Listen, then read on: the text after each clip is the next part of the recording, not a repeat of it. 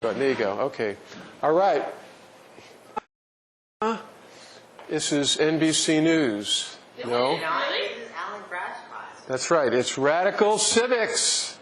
And at the end of the class, I've told everybody sort of informally, I'll tell you now formally, there are progress reports where I go over the type of clothing you've been wearing to class, how you smile, and whether you've taken enough baths. And I'm just kidding. Actually, it just tells you, how you've been doing. I have to give grades because even if you pick your nose in class, you don't get any points off for that. But you get a progress report, and some of you have not done some of the work, which is okay. But I'm giving you a week to kind of do it, like reading Animal Farm. If you haven't read Animal Farm, I'm going to ask you to do a short report on it. If you haven't done your petitions, I want you to hand in your petitions.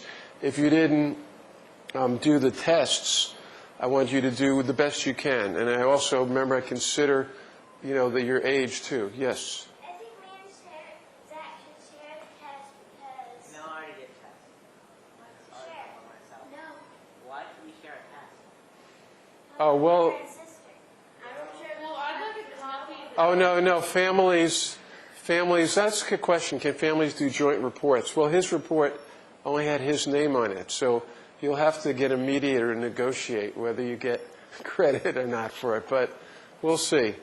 Okay, I want to just recap. We've gone through recently the U.S. Constitution and the Bill of Rights. We're still stuck in the First Amendment, and today we're going to, the first part of the class, I'm going to talk about freedom of religion. The second part, we're going to have Stephen Gaskin come in here, and Stephen is sort of the founder of the farm, and he's going to talk about his religious freedom and his religion and how the state has interfered with his ability to practice religion. I think you're going to find him very interesting. He's a very interesting guy. Anyway, remember last week we talked about the First Amendment, and we talked about abridging the freedom of speech. We've also talked about petitioning the government for redress of grievances. And in fact, you all did a bang-up job. You went to the board of directors of this farm community, and you asked the board of directors to, you said donate, but you should actually say put in part of the budget, $5,000 for the school. And the board is put it in what's called the optional budget, which is good. And, okay. The board put in the optional budget, which is good. And I've just been finding out more about the farm community. There's 3 different budgets. There's the non-optional, there's the optional, and there's the super optional. The super optional is at the low end of the totem pole. If you're in the super optional, like somebody wanted to do Frisbee golf, that's the super optional. That sometimes gets covered and sometimes doesn't. The optional historically gets covered, even though it's optional. So we're in good shape. But as part of petitioning for what you want, I'm asking a couple of you to write something for the Free Press and let the farm know why it would be a good investment for the farm to put money into the school. It's obvious to everybody here, but it's not obvious to some people out there. And a lot of people think, well, I don't have kids at the school. What's in it for me? That's very dumb thinking, at least the way I see things, because as Molly did and Noah both did a really good presentation for the board, benefiting the school benefits the entire community. And I'd like you to kind of explain that again. And I even might have some of the stuff that you wrote that I could give you that you could put it together in an article. Okay. Today we talk about freedom of religion. The first thing I want to do is I'm starting a new religion. And I want you all to be part of it. It's called Alanism. And it costs $5 to join. And it's right. And I'm God. Alanism, and I'm God. You're all going to worship me. Everybody, get down on your knees. I did that and took everyone to the jungle. And wait, you're talking back to Alan. This is not part of the religion. Wait a minute. Could you all? Who wants to be an Alanite? One convert. Okay, you're going to go spread the gospel of Alanism. All right? What are you going to tell people? Why should they worship me? you should be bold and like like him. And it will say in my gospel, and he was bald. And he lost his hair. That is why you should worship him. Okay. What do you think about... How come you all don't want to worship me? I'm really offended. What's wrong? You don't think I'm kind of godlike? My mother told me I was. What do you think, Karuna? You don't think I would be a good person to worship? They'd rather worship me. You know, of course, I'm being what they call tongue-in-cheek, right? Everybody knows what that means. I'm sort of kidding. Sort of! But what do you think? You don't want to worship me? No! She's some American. What's the Karunaites? Okay.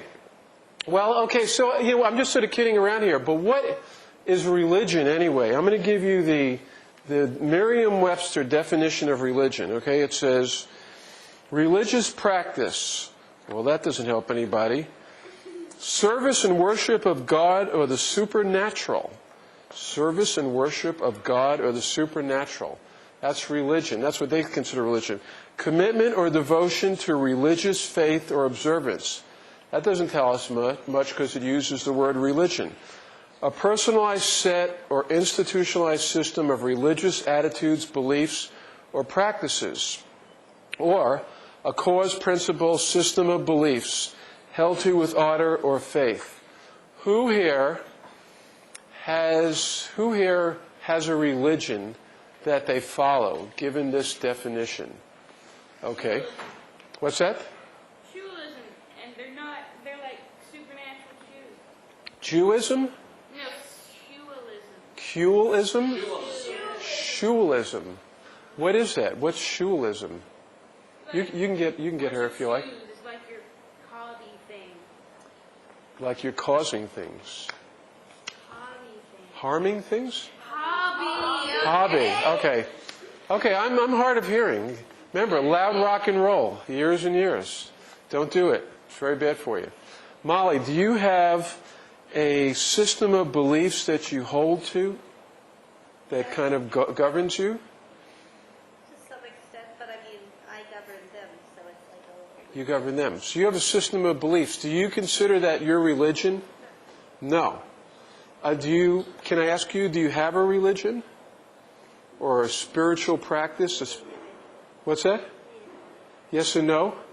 Something that you kind of believe, is it personal, or are you part of a big group? I'm just undecided. I'm agnostic. You're agnostic. Okay, that's undecided. Noah, you have a religion of sorts? Of sorts. I mean, I sort of try to hold myself to what I think is right. What is right? Okay, so you're considering religion like you're sort of an ethical standard, right? A standard that you kind of have your own set of values in terms of what's right and wrong, right? Well, I have my own set of thoughts, at least, and I sort of try to get things from different religions or whatever you want to call it. Okay, you get ideas from different religions. Okay. I think that everything has something to offer. All right.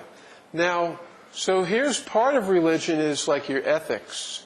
What you think right is wrong. But also part of religion is how to blow a big bubble, right? And get it stuck in your mouth. No, I'm just kidding. Some people think that besides your ethics, what's right and wrong, it's like who you consider to be kind of like overseeing you. Now, some people believe that in a what's called an idea of God, where it's this old guy all the way up there in heaven, and he's looking down on us. This is a lot of major religions believe this, and he's got a chalkboard. And every time you screw up, Zach, on the bad side, with Zach on it. Okay? And if you do good, a notch for good. And that's kind of, Christianity's like that, Judaism, Islam, all believe in sort of a male patriarch God that oversees us, that's all-powerful, that's everywhere, and all-knowing. This God knows everything. You can't even think something, Peter. You can't even think something without that God knowing it. That's the way a lot of religions are. Now, there are other religions that think God is not a person, but it's more everything, sort of the spirit that we're all part of. Like the Native Americans believe that, the Taoists, the Buddhists believe that. So the different forms of religion, those are the major religions. Yes, Karuna. I just thought of what I think Okay. of religion, or like, I don't believe that it's something that really sort of like rules you and you couldn't do without, but it's sort of there to help guide you. But it's not just one thing, like it's a bunch of things that are genderless, and some of them are people and some of them are like dogs or cats or slugs or snails or like whatever. And there are a bunch of them that sort of help guide people through their life. That's great. I love that. Did everybody hear that? Actually, I need to turn on this mic so I can get some of you guys on. All right, so Karuna talks about their animals and people and different things that sort of guide you through life. Would you say sort of like spirits, right? Like that's sort of elves and trolls, even sometimes bad people will tell you stuff, right? And that's part of your religious beliefs. And so the people who came here, the colonists who came from England and from elsewhere, and first came to America, they came here because mainly there was a church in England, and that church was hooked into the king and the queen, and they couldn't practice their religion the way they wanted to. They would be persecuted. So there was a lot of people, like the Pilgrims, for instance, they came to America to practice their religion because they weren't allowed to practice the way other people were practicing. And I have here, this is an interesting article I found in the New York Times. They talk about, there's a group called the Gnostics, and this is, you talked about being agnostic. These are the Mandeans. The Mandeans are one of the oldest, smallest, least understood minorities in Iraq. You've heard about the Sunnis and the Shiites in Iraq. Well, there's the Mandeans.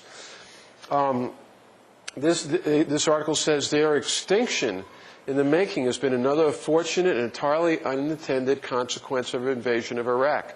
They're a 2,000-year-old culture, and they're the only surviving Gnostics, cousins of the people who produced the Nag Hammadi, writings like the Gospel of Thomas, that sheds invaluable light in many ways in which Jesus was perceived in the early Christian period.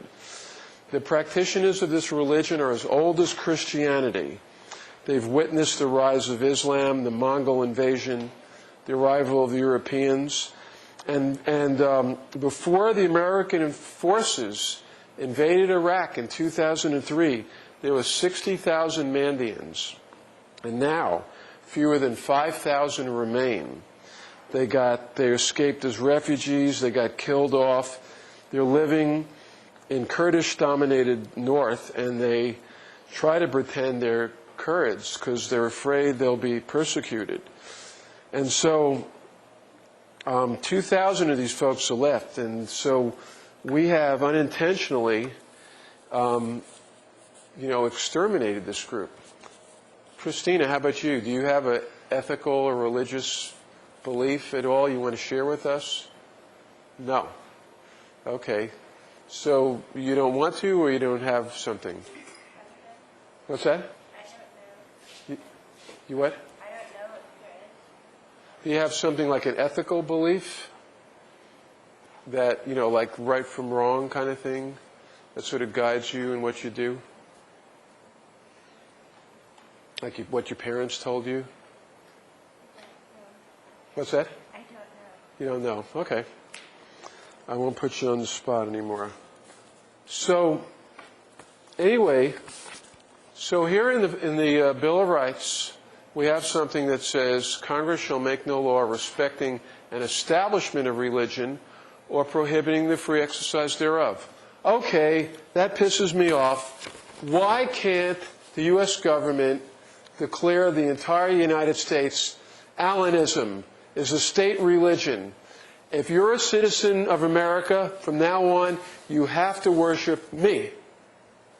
What's wrong with that, Noah? Well, I mean, there's a lot of stuff wrong with it, but the reason it sort of happened is because our forefathers, or whatever you want to call them, as tainted as they were,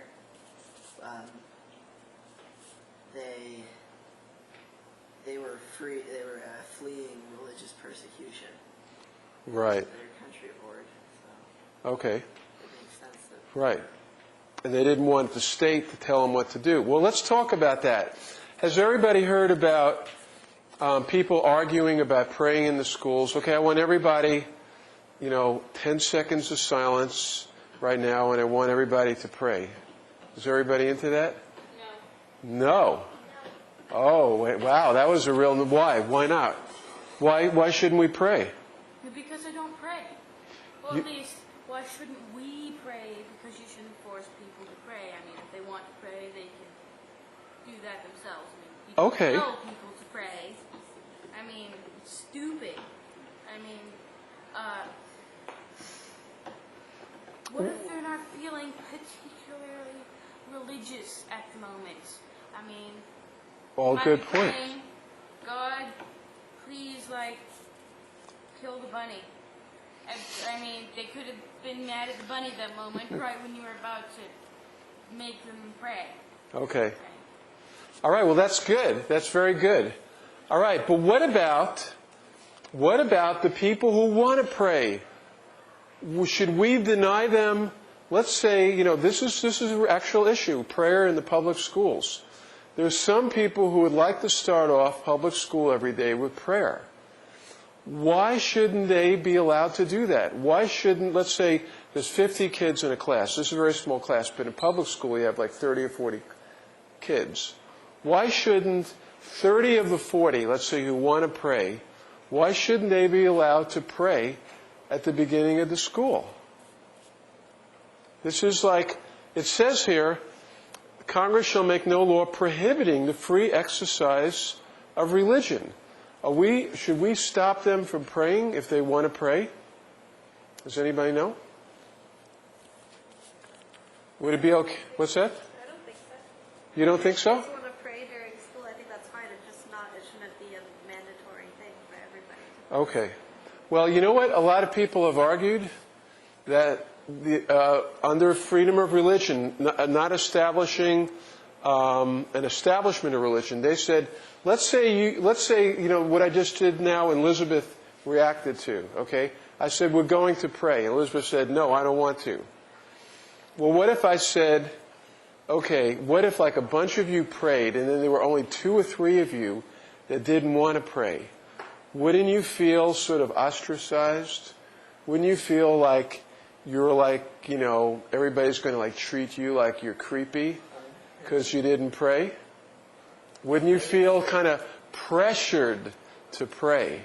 I used to not say the Pledge of Allegiance in school. Me neither. And everybody would always ask me why I wouldn't stand up and everything. I had to explain it to them over and over again.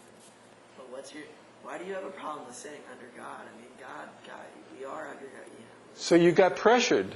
Yeah, well, To I do got it. sort of chewed out for Peer pressure, right? I guess you could call it. Yeah.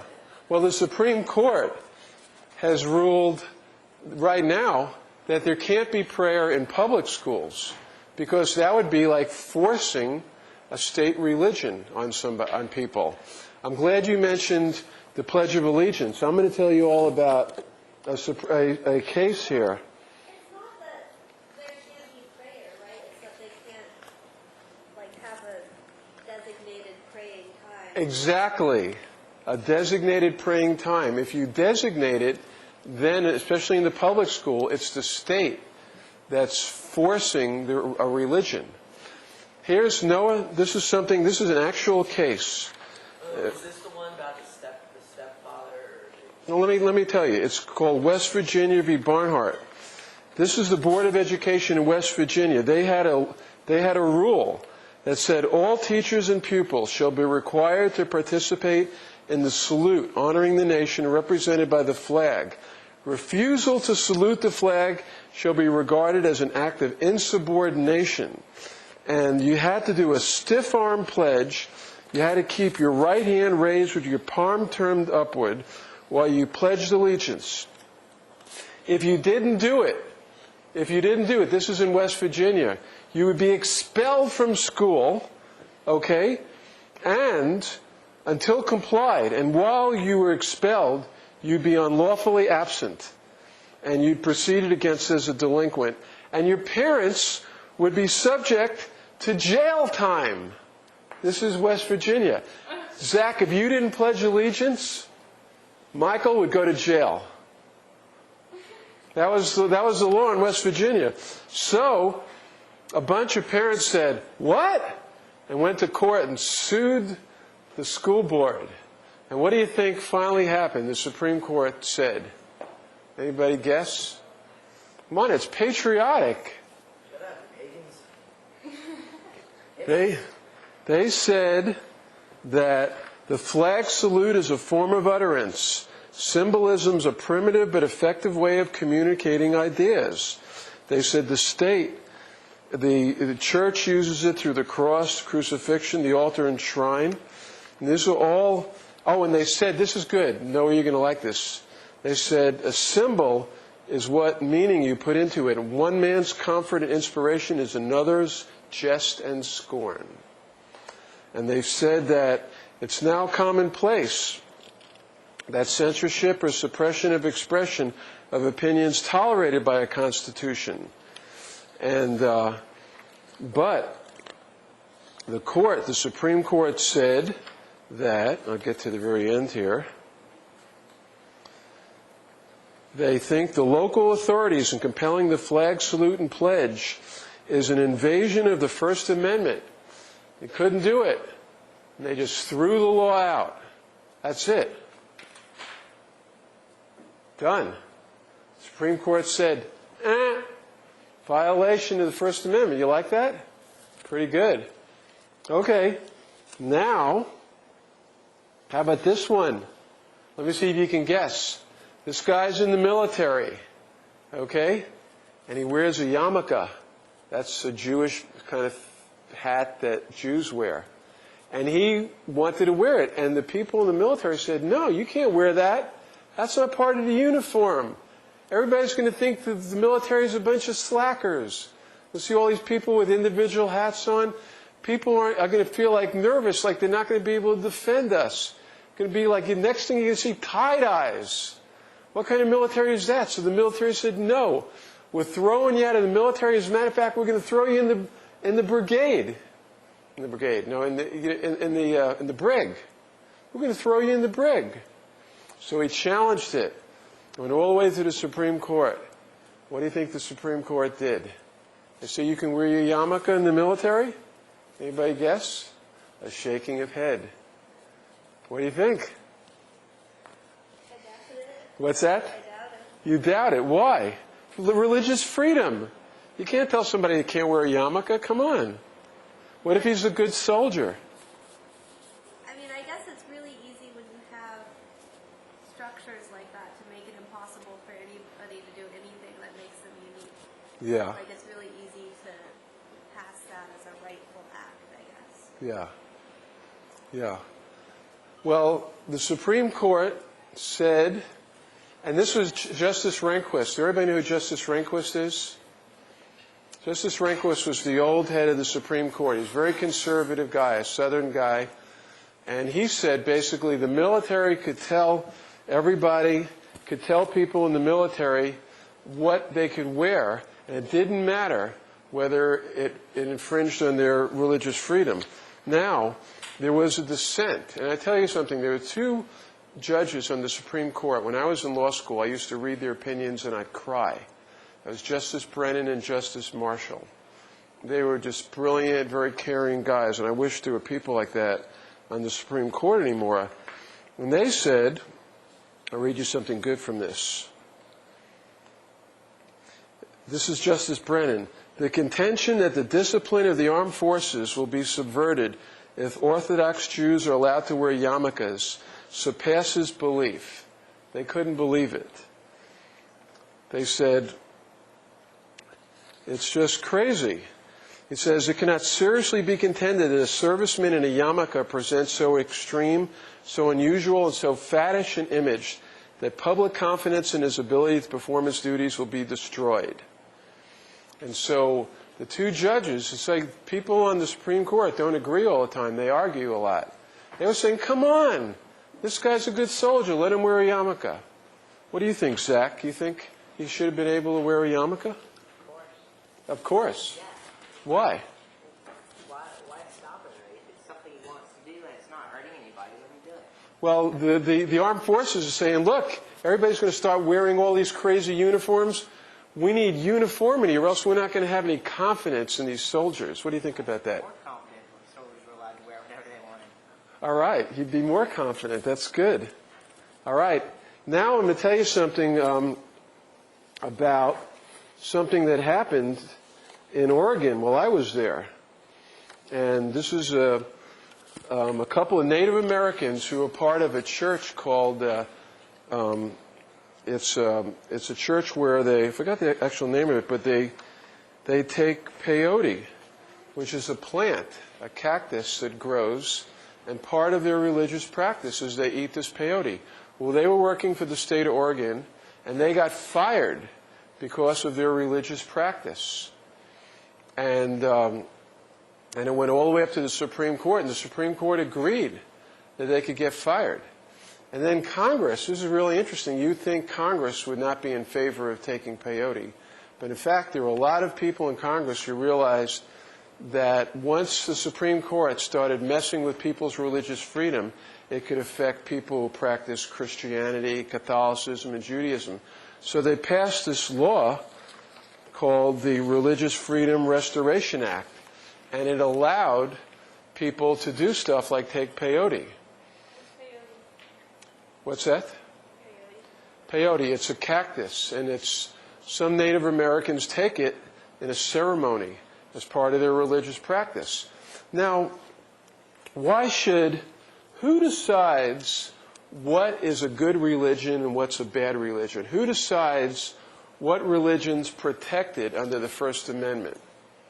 Who decides that? Who should get to make that decision? Nobody.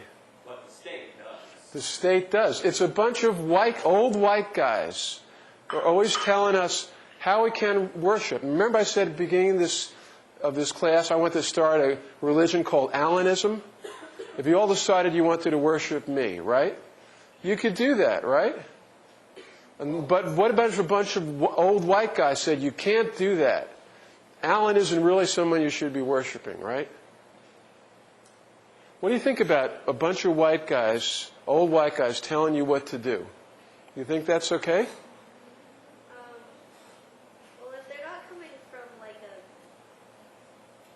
powerful standpoint, it's okay. I mean, they can tell me to do whatever they want to tell me to do. Yeah.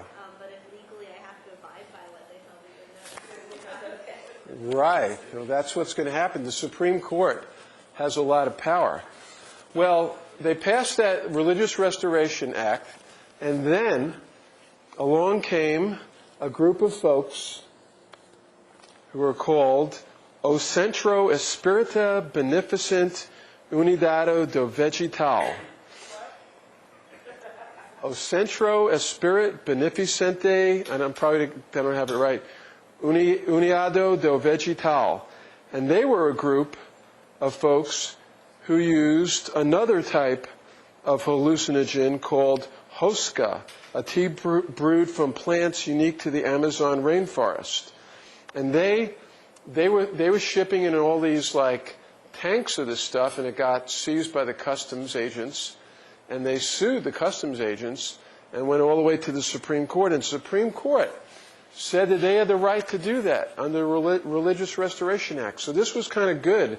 That case, the peyote case, actually made Congress pay more attention and sort of strengthened the First Amendment, the religious part of it. Okay, we're going to take a 10-minute break, and then we're going to come back and we're going to talk to Stephen Gaskin about his practice of religion and how, whether he feels like religious freedom is alive and well here. So why don't you be back at 20 to 5, okay?